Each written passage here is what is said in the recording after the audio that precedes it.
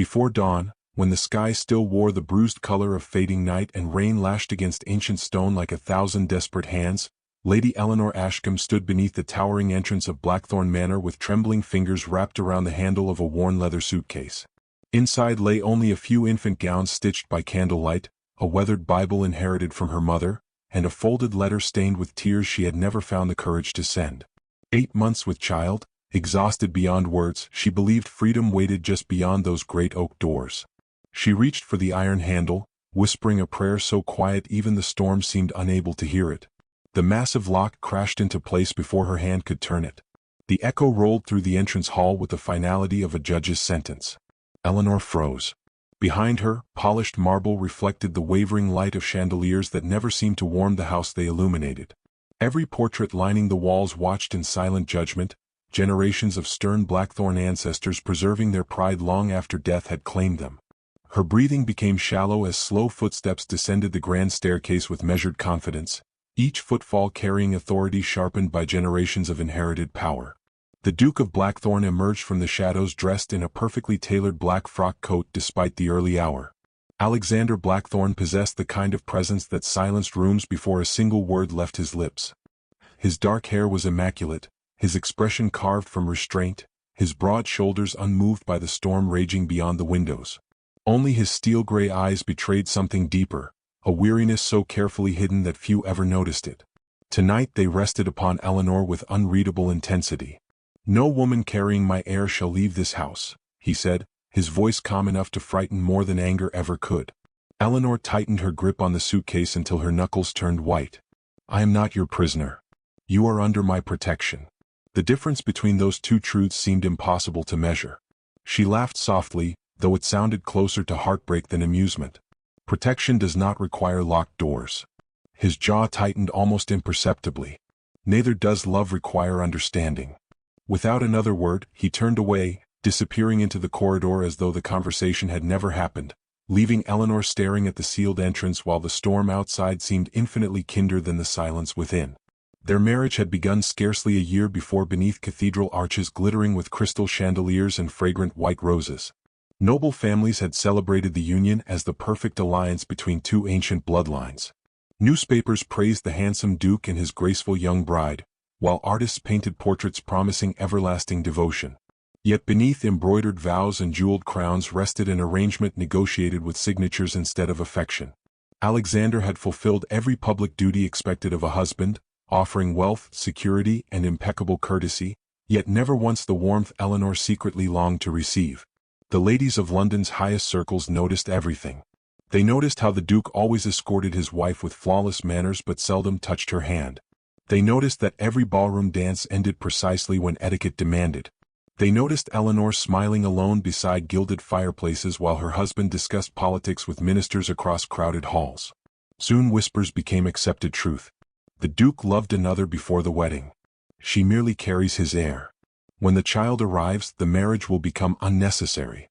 Every cruel rumor reached Eleanor eventually, carried through drawing rooms, hidden inside sympathetic glances, or murmured by servants who believed walls could keep secrets forever. Blackthorn Manor itself seemed built to magnify loneliness. Endless corridors stretched beneath carved ceilings where footsteps echoed long after visitors had vanished. Fires burned inside magnificent fireplaces, yet the warmth never reached Eleanor's heart. Servants bowed respectfully, gardeners tended immaculate roses, musicians occasionally filled distant parlors with delicate piano melodies, but the vast estate remained strangely empty, as though joy had abandoned its foundations generations earlier. Only the child beneath her heart reminded her she was not entirely alone.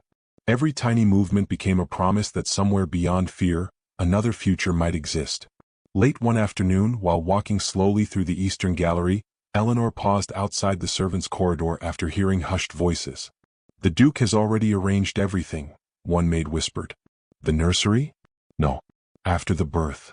Another servant lowered her voice further. "The child remains here. Her Grace will quietly disappear to the country." A nervous silence followed. "It is kinder that way."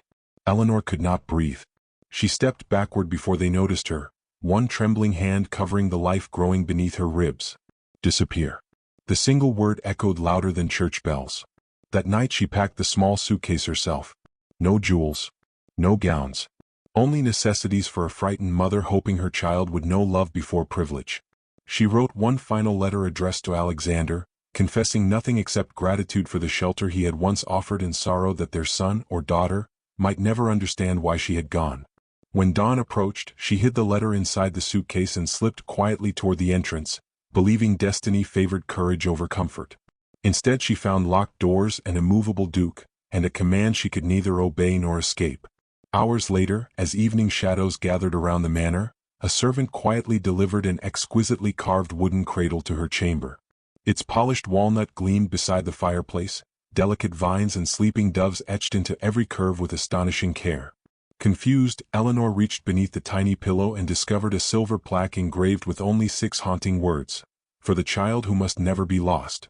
As the bedroom door closed behind the departing servant, footsteps halted outside, lingering just beyond the threshold, as though someone waited in silence, guarding a secret far more dangerous than the locked mansion doors. Morning arrived beneath a veil of silver mist, yet Blackthorn Manor felt no brighter than it had during the night's storm. The carved cradle remained beside Eleanor's fireplace, catching the pale sunlight that slipped through heavy velvet curtains. She traced the delicate engraving with uncertain fingertips, unable to reconcile such tenderness with the iron command that had imprisoned her only hours before. The words upon the silver plaque haunted every heartbeat. They suggested devotion rather than cruelty, yet nothing in Alexander's cold manner had ever resembled either. Breakfast was served precisely at 8, as tradition demanded. A maid respectfully informed Eleanor that His Grace expected her in the east dining room. She considered refusing, but pride reminded her that surrendering to bitterness would only strengthen those who believed her spirit already broken. Carefully arranging her pale blue morning gown over her swollen belly, she descended the sweeping staircase with measured dignity, determined that no servant would witness tears again. Alexander stood beside the long mahogany table studying correspondence from Parliament. Without looking up, he pulled out the chair nearest the window before returning to the documents in his hand. It was an act of perfect courtesy, almost mechanical in its precision. Eleanor accepted the seat without speaking. Between them rested polished silver, delicate porcelain, and an arrangement of fresh white lilies whose fragrance softened the silence neither seemed willing to disturb. "You slept little," Alexander observed quietly.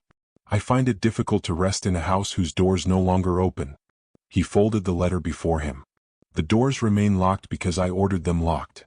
I had noticed." His gaze finally lifted to meet hers. "I will not apologize. I never expected you would."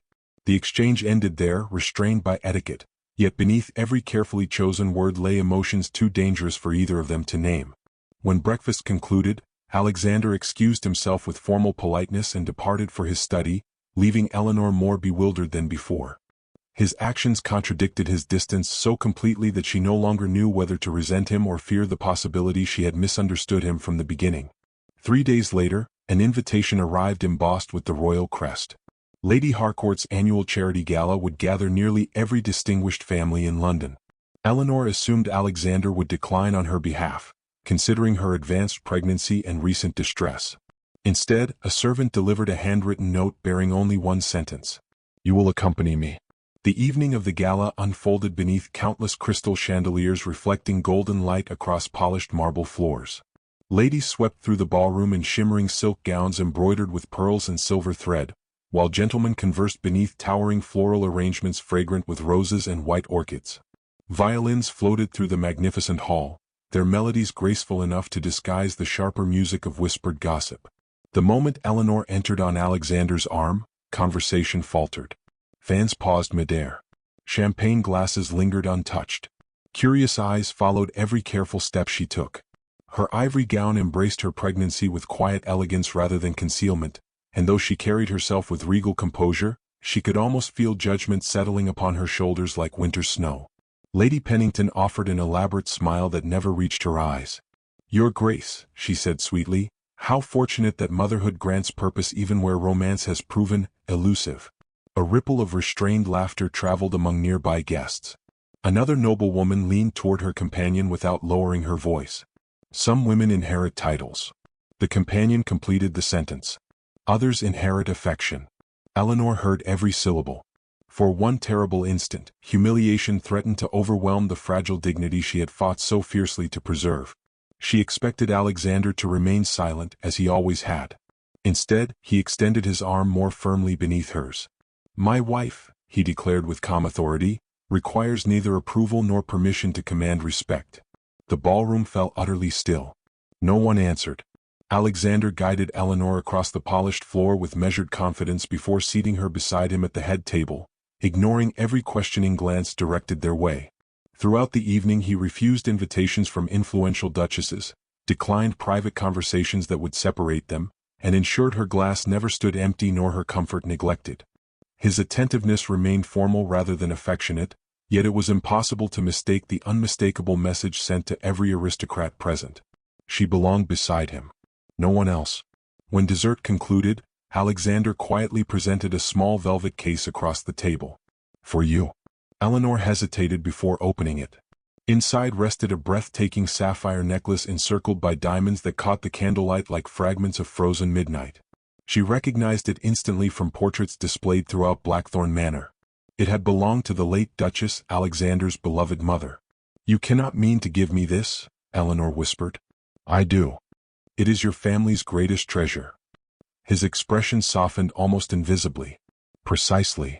Gasps echoed among nearby guests as the necklace settled gracefully around Eleanor's neck.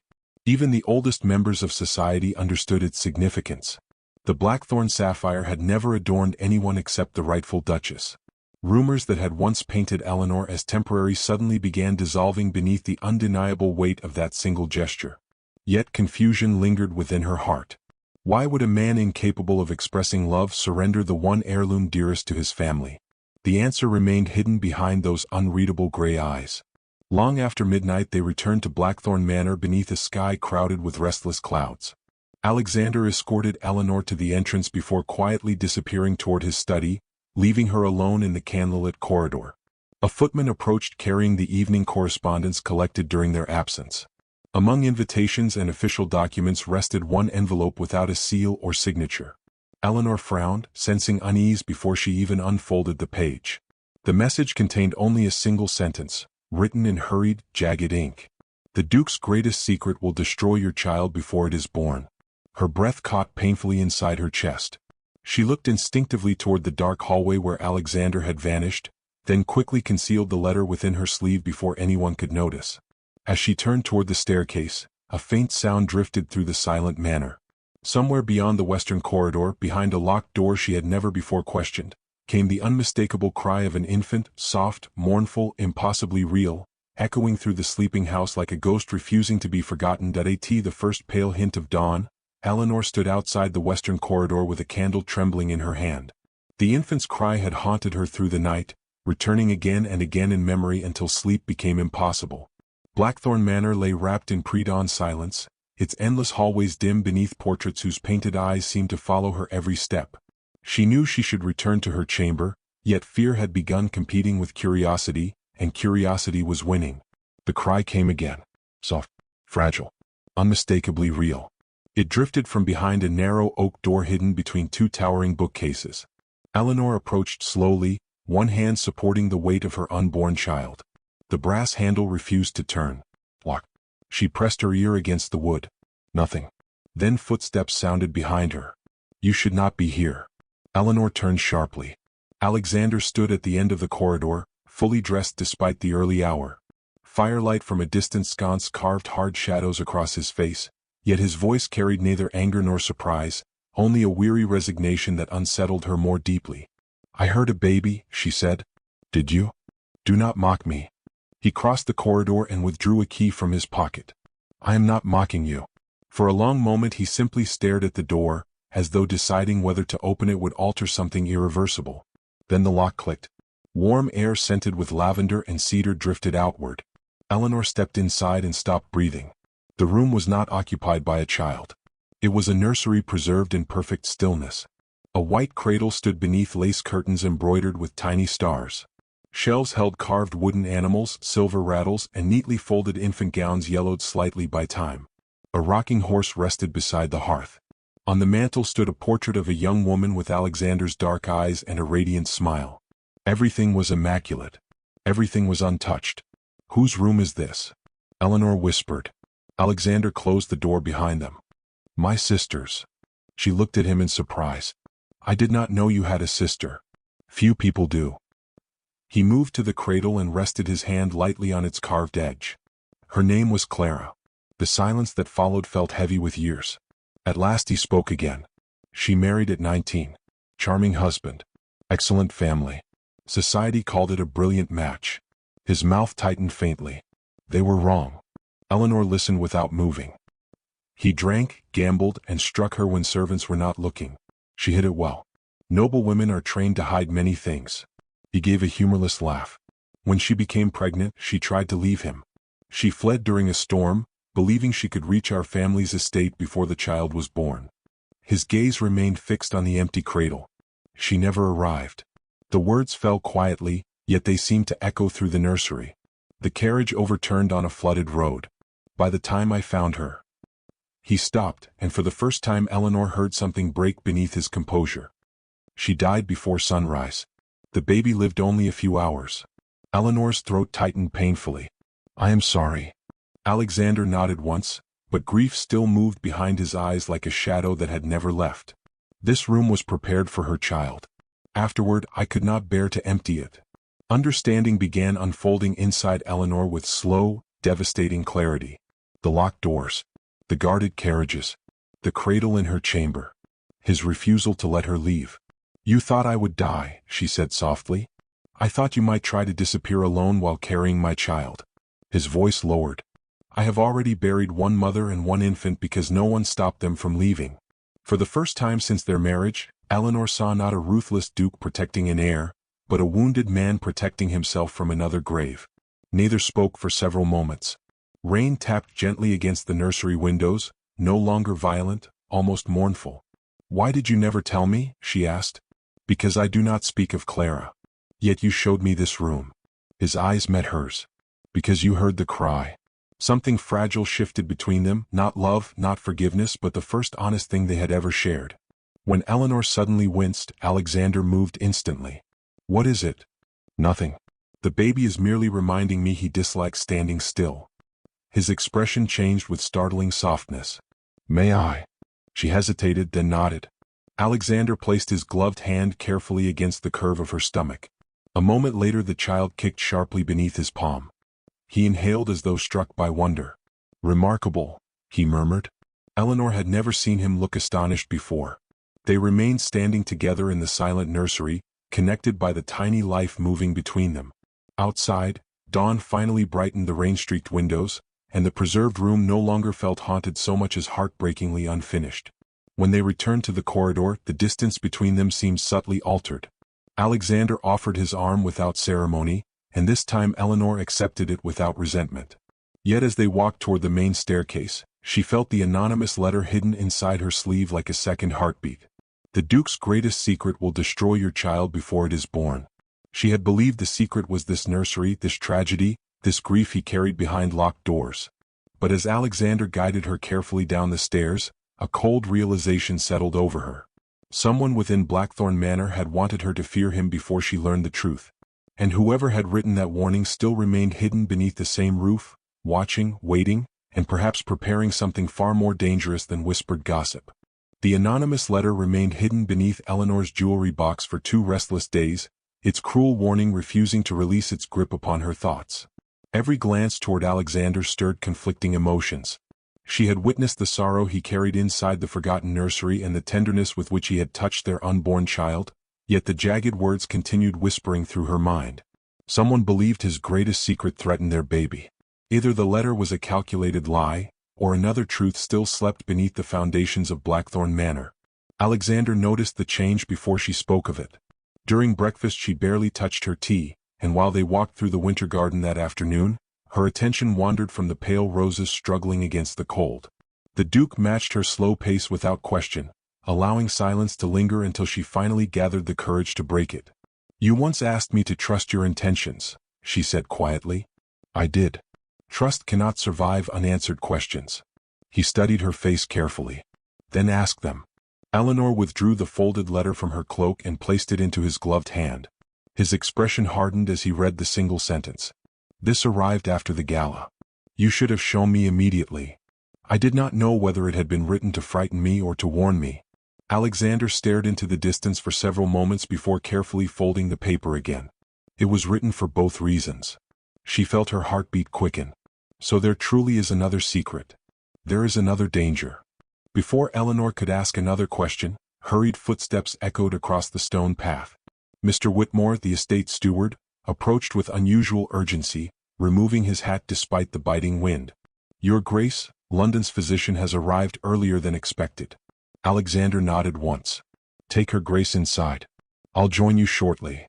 The physician, Dr. Edwin Hawthorne, was a distinguished gentleman with silver hair and kind eyes that had served noble families for decades. After a careful examination, he requested a private audience with Alexander in the adjoining library.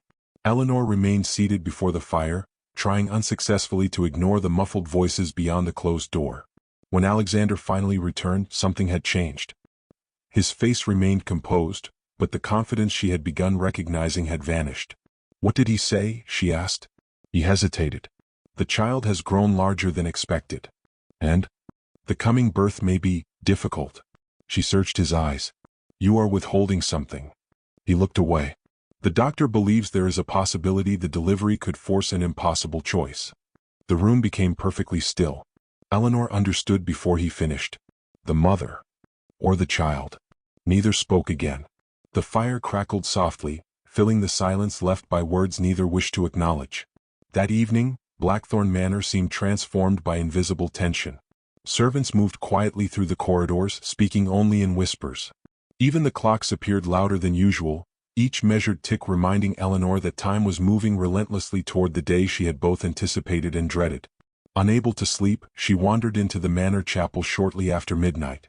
Rows of empty pews stretched toward a modest altar illuminated by dozens of flickering candles. She knelt in prayer, not asking for titles, wealth, or even certainty. She prayed only that her child would know love. As she rose to leave, she discovered Alexander standing silently near the entrance. I feared I might find you here, he admitted. Why? Because it means you are frightened. I am. He stepped closer. So am I. Those 3 words carried more honesty than every conversation they had shared since their wedding. Eleanor looked into his weary eyes. If the physician is correct. He may not be. But if he is? Alexander closed the distance between them. Then no decision will ever be placed upon you. What do you mean? My duty is to protect both lives. And if you cannot? His voice became barely audible. I shall save yours. She stared at him in disbelief. You would sacrifice your heir? I would never ask my child to enter a world purchased by your death. Emotion overwhelmed her before she could hide it. For months I believed you valued only the baby. I valued both, he answered. I simply lacked the wisdom to show you. A tear slipped silently down Eleanor's cheek. He reached toward her instinctively before stopping himself, uncertain whether comfort would be welcome. Instead, Eleanor closed the final distance herself. She rested her trembling hand over his. It was the first touch either had chosen freely. Outside, thunder rolled across the distant countryside. The storm returned. By dawn, the weather had worsened dramatically.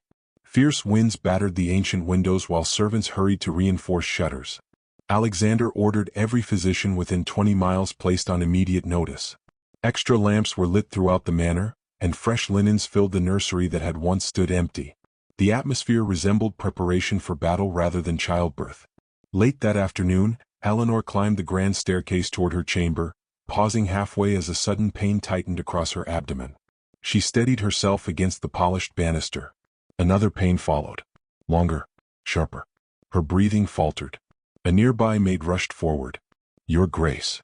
Eleanor attempted a reassuring smile, but another contraction stole the words from her lips.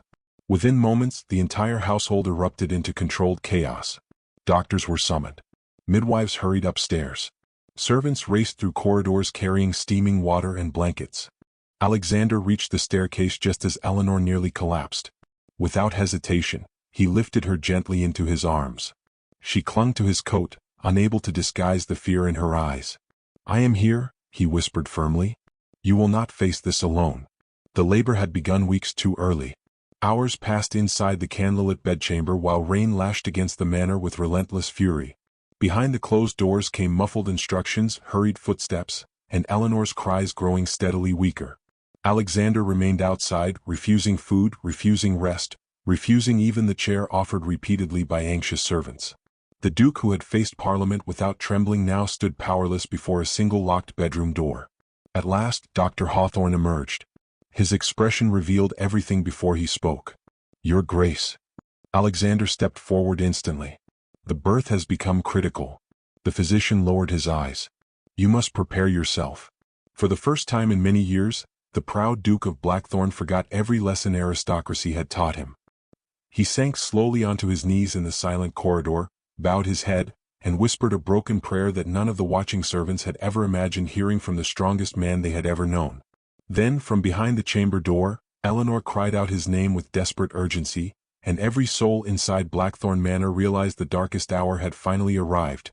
The cry that escaped Eleanor's lips echoed through Blackthorn Manor like the tolling of a cathedral bell. Every servant froze where they stood, while the physicians hurried in and out of the bedchamber carrying fresh linens and steaming water. Alexander remained outside only until the senior midwife finally opened the door. "Your Grace," she whispered, her face pale with exhaustion, "she is asking for you." He crossed the threshold without hesitation. The room glowed beneath dozens of trembling candles whose light barely softened the shadows cast by the violent storm outside. Rain battered the tall windows while thunder rolled across the hills, shaking the ancient manor to its foundations. Eleanor lay against snow-white pillows, her face drained of color, damp curls clinging to her temples. Yet when she saw Alexander approaching, relief flickered across her weary features. He knelt beside the bed and gently took her trembling hand. "I am here." Her fingers closed around his with surprising strength. "I was afraid you would remain outside. There is nowhere else I belong." Another wave of pain overtook her, and she cried out despite every effort to remain composed. Alexander refused to release her hand even as the physicians urged him to step back. For the first time in his carefully disciplined life, the Duke ignored every rule of noble decorum. Hours passed like endless years. Each cry tore through him more deeply than any battlefield wound. At last Dr. Hawthorne approached the bedside, his expression heavy with unbearable responsibility. "Your Grace," he said quietly, "we are losing too much time." Alexander looked toward the physician. "There may soon come a moment when only one life can be saved." The room fell silent. Every servant lowered their eyes. Every candle seemed to burn more faintly. Eleanor understood exactly what those words meant. She turned slowly toward Alexander. "If it comes to that." "No. You must listen." "I will not. Our child deserves. Our child deserves his mother." The certainty in his voice silenced everyone present. Dr. Hawthorne hesitated.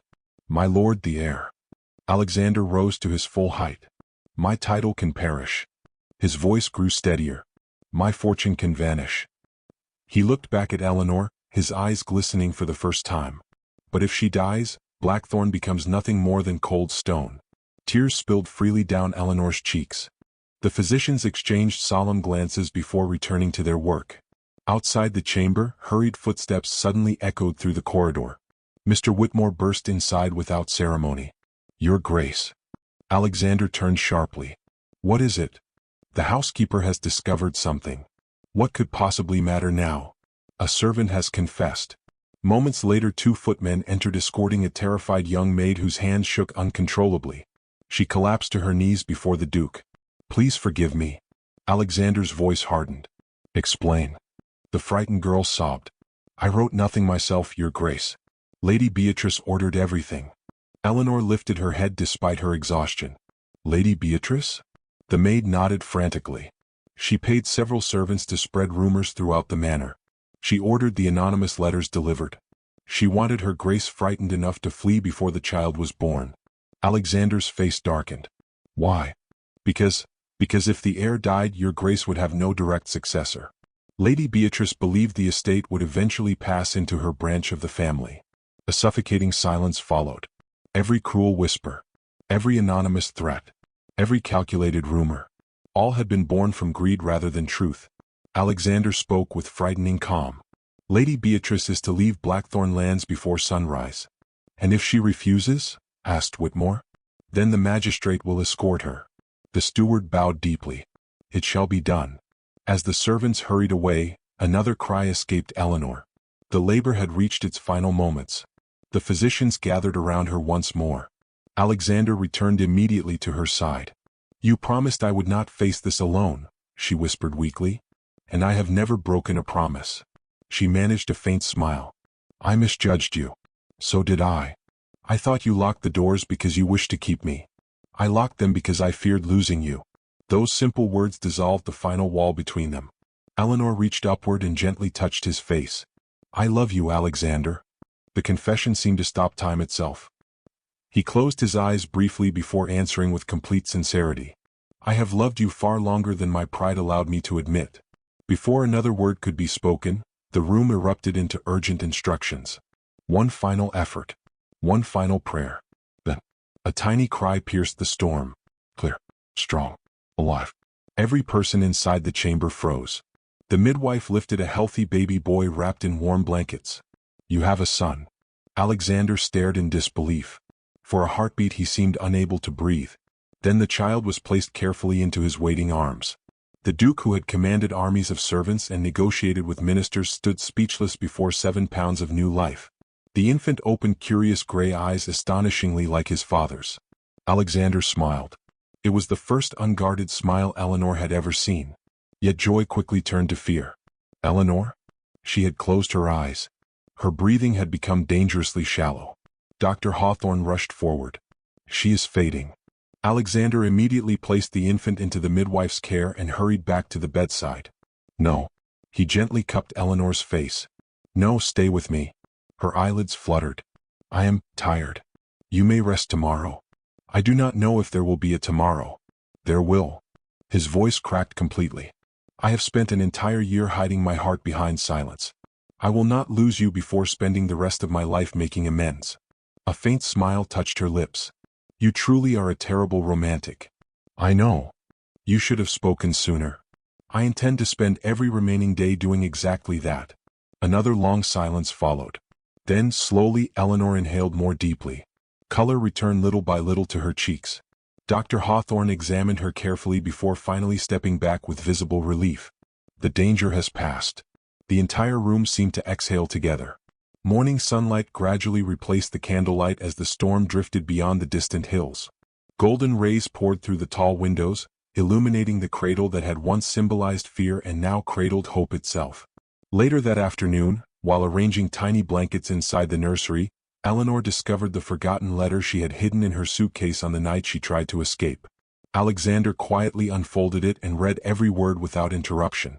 When he finished, he carried the letter to the fireplace and watched the flames consume the ink forever. Taking Eleanor's hand, he led her toward the great entrance of Blackthorn Manor. The massive doors that had once been locked against her now stood wide open beneath the bright spring sky. Cradling their sleeping son, Alexander smiled gently and whispered, "No child of ours will ever mistake protection for imprisonment, nor silence for love." Hand in hand, they stepped across the threshold together, leaving behind not merely a house transformed, but 2 wounded hearts finally made whole, while the dawn welcomed a family whose greatest inheritance would never be the title of duke, but the courage to choose love over fear. As the first light of dawn bathed Blackthorn Manor in gold, the once forbidding mansion no longer felt like a prison. Its doors stood wide open, welcoming hope instead of fear. Alexander cradled his newborn son while Eleanor slipped her hand into his, their hearts finally free from the silence that had nearly destroyed them. The greatest victory was never the survival of an heir or the preservation of a noble title. It was the triumph of trust over suspicion, truth over deception, and love over pride. The narrator closes with these unforgettable words. "A kingdom can be inherited. A fortune can be earned. A title can command respect. But none of these can heal a wounded heart. Only love that chooses honesty over silence, forgiveness over revenge, and sacrifice over selfishness can build a legacy that lives long after crowns and castles have turned to dust." Moral lesson. Never judge someone's heart by their silence, for the deepest love is often hidden behind the greatest pain. Fear builds walls, but truth opens doors. Pride may protect the ego for a moment, yet only trust, compassion, and forgiveness can protect a family forever. Call to action. If this story touched your heart, don't forget to like this video, subscribe to the channel, and turn on the notification bell so you never miss another unforgettable Victorian romance. Share this story with someone who believes in second chances, and tell us in the comments. If you were Eleanor, would you have forgiven the Duke after discovering the truth? Your thoughts could inspire someone else today. Until our next story, remember, true love is never proven by power but by the courage to protect, forgive, and never give up on the ones who matter most. Red Heart.